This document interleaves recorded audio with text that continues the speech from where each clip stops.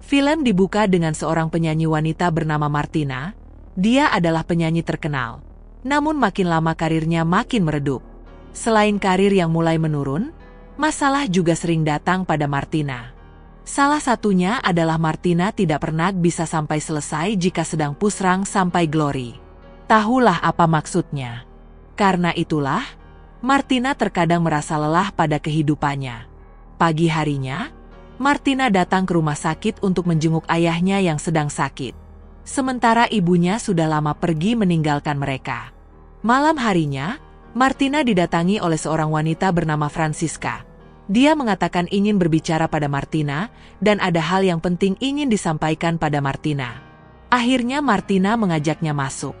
Dan Francisca mengaku jika mereka adalah saudara beda ibu.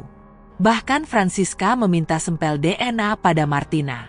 Tentu Martina menolak dan tidak percaya pada Francisca. Ternyata Francisca ke sana bersama mantan pacarnya bernama Cesar.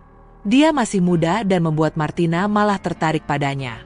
Bahkan beberapa hari kemudian, Martina kembali bertemu dengan Cesar, mereka mengobrol dan pergi bersama, dan pada akhirnya mereka pulang dan pusrang sampai glory untuk pertama kalinya.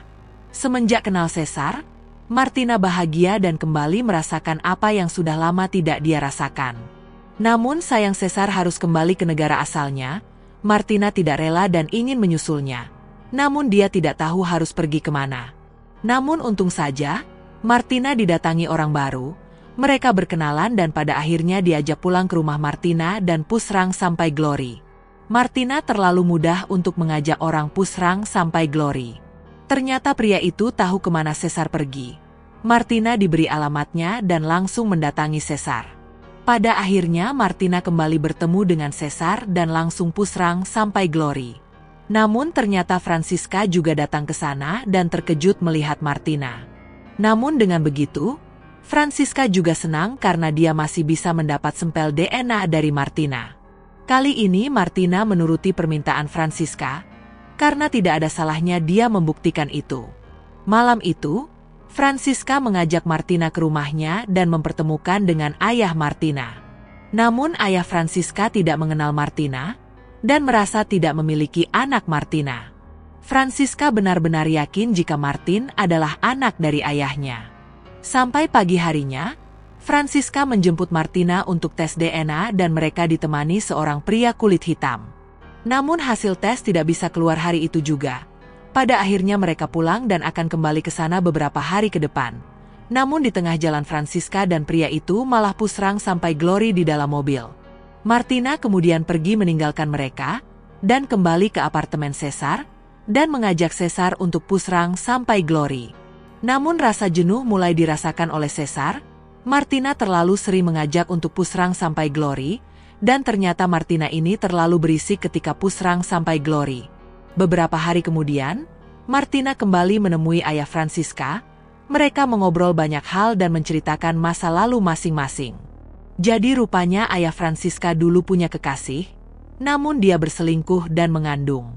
Pada akhirnya ayah Francisca merawat anak itu, dan dia adalah Francisca. Jadi Martina sama sekali tidak ada hubungannya dengan mereka. Meski begitu, jika Martina ingin menganggapnya keluarga dia akan menerima dengan senang hati. Dan Martina bisa datang ke sana kapanpun dia mau. Esok harinya, akhirnya tes DNA keluar, semua orang gugup ketika membuka hasil tersebut. Namun sayang, hasilnya tidak sesuai yang diharapkan Francisca. DNA Martina dan Francisca tidak sama, bahkan DNA Francisca dan ayahnya juga berbeda. Francisca benar-benar sedih, dan Martina merasa bersalah telah mengikuti Francisca untuk tes DNA. Siang itu, Martina kembali ke rumah Cesar dan mengajaknya untuk pusrang sampai glory. Namun Cesar menolak dan beralasan dirinya kelelahan. Martina yang sudah ingin pusrang sampai glory, pada akhirnya dia mencoba mencari pria lain untuk berkenalan. Namun sayang dia juga ditolak. Martina berpikir apakah dirinya sudah tidak menarik lagi. Nasib buruk kembali terjadi ketika dia ingin mengambil uang di ATM, kartunya tertelan yang membuat Martina bertambah kesal.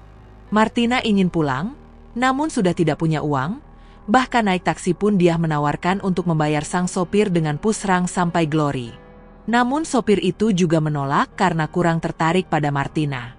Pagi harinya ketika sedang merenungi nasib buruknya, Francisca dan ayahnya menemukan Martina dan mengantarkan Martina ke bandara.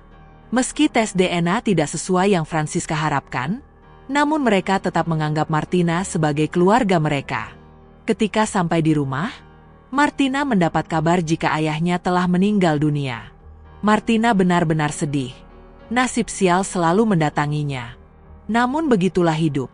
Apa yang kita mau terkadang bukan yang terbaik untuk kita.